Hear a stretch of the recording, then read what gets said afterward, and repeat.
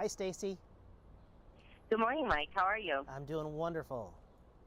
Well, good. Welcome to Positively Stacey. And I see here that you are the champion barbecue pitmaster. And I was wondering, can you tell me exactly what is that and how did you earn your title? To be a champion, you got to win a contest. And we are a California state champion team. My wife and I compete as Here Piggy Piggy Barbecue, and we have a great time with it out on the competition trail. So you attend festivals. You attend those year-round? For the most part, we do out on the road about 9 months out of the year. I always tell people we're coast to coast and border to border and everywhere in between. So you can find us typically at 20 different festivals and events throughout the country. And when we're not at festivals, we're out in front of grocery stores doing retail stops and spreading the gospel of Q. The gospel of Q, I like that. So how did you and your wife then get started in this barbecuing? This barbecuing, I joke that we were the first ones to answer the email. The Kansas City Barbeque Society has been around now going on almost 30 years. And about 8 years ago, we were looking for a recipe online. We went to their website, and the rest is barbecue history. So do you have do you prefer barbecuing or grilling? Both, to be real honest, because we consider barbecue in the barbecue world is low and slow. So a smoker offsets heat-wise, all indirect heat. We consider grilling hot and fast. But a lot of people mix those two terms together, so we go with both of it. When we're at home, I've got a nice big green egg that we cook out typically 3-4 times a week wise. Steaks, hamburgers, chicken breast, all kinds of different vegetables wise. My wife has got me on a vegetable kick, so but I have a reputation to uphold. You know, in our backyard, we have a big green egg sitting right alongside the propane grill. So we have the egg and the grill. We don't have a smoker per se, other than the egg. My husband loves to use the green egg to smoke beef. Yes. So, anyways, you as a champion, I'd love to hear some of your tips for my leaders. You bet. Well, the biggest thing we get when we're out on the road is dry chicken. Is the biggest problem. I'm going to tell you about a nice, juicy, flavorful way to get a wonderful piece of chicken. It's a two-part process. One is a great marinade, and our friends at Grill Mates have come up with a brown sugar bourbon marinade that we're using. Recipes right on the back, simple and easy. Oil, vinegar, 5 minutes is all it takes as far as for a quick marinade. Now, most people say marinade, it's got to be done overnight. No, we're going to show you the quick 5-minute method to do that. I've got it all mixed up. We're going to pour that right into our bag, Ziploc bag of resealable with our chicken breast is already in there. Skinless, boneless. We're going to make sure to get all the air out because that's an important part of it. And then you're just going to simply massage that chicken. Massaging the chicken does the same thing as if you did it in your fridge overnight. It's going to allow that flavor, all that juice to get into every pore of that chicken, and so that way when you cook it, it's going to give that flavor through every bite. The other part of it is not overcook your chicken. That's the biggest thing. We like it low and slow. My grill's been going about 275 degrees for the last 20-25 minutes.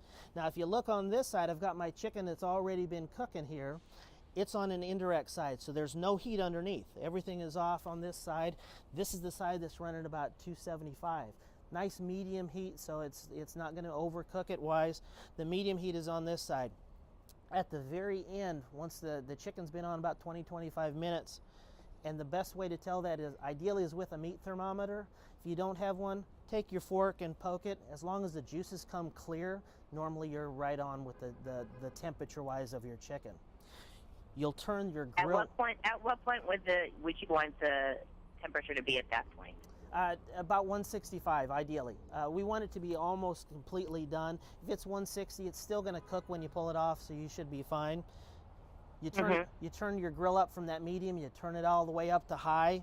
You take what remaining of your flavor as far as your marinade wise, you'll baste it back on the chicken, move it over to the hot side then. You're going to finish off with that reverse sear wise. We're going to sear that chicken. if you do it correctly, and everybody can do this correctly, it should come off beautiful piece of chicken. You notice that marinade on top, it seals in that flavor, that nice juicy chicken. So if I did it correctly, nice juicy tender piece of chicken breast right there. So when you're doing this reverse sear, about how long does the whole process take? From sitting it on the grill off to the side in the indirect heat and then getting it in the higher heat? Roughly 30 minutes wise. 20 to 25 on the indirect side, and then about 3 minutes per side on the direct side. So you've got plenty of time to converse with your friends and family, whoever's over for your barbecue. You don't have to be tied to the grill the whole time. Just don't forget it on the grill. But even if you do, because it's indirect heat, it's not going to really ruin your chicken breast. So you'll still be fine. Nice moist chicken breast is the best way to go. You are right. Definitely. They get overcooked really easily, Oh, yeah. and that's the way a lot of people end up serving their chicken. Right. How about some dips and condiments? What are some other things, or any special rubs that you have? The extra condiments wise, the nice thing about it, everybody loves ketchup and mayonnaise and mustard, but make it your own. We're using a nice smokehouse maple seasoning from Grill Mates for our mustard. We're going to top that on our chicken breast wise. I've got a whole bunch here, but honestly, all it takes is just a pinch. Mix it in there with your mayonnaise. You notice how it all mixes together. Just like we did the flavor of the marinade in every bite of that chicken, this is all throughout all that whole piece of the mayonnaise wise. It doesn't take long. It gives you that wonderful flavor, that wonderful bite on every piece that you eat. That sounds delicious.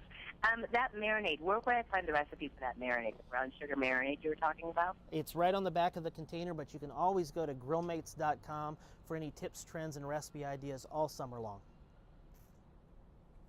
So grillmates.com, and that recipe, that marinade looked really delicious, so I want to be checking that one out. Definitely. We were at a store in Pennsylvania, and they had the whole display up. My wife went in and bought about 20 different packages of different styles to try all summer long. That'll keep you busy, and it sounds like you'll be very busy with the festivals this year. We hope to be, yes, ma'am. Okay, well, Mike, thank you so much for all of your information. It's definitely grill season here in California, and I've got the grill going already this summer with inviting friends over, and you've given me some more ideas and my viewers more ideas of how to get that grill up and going Fantastic. and being successful. Thank you. You're very welcome. Thank you.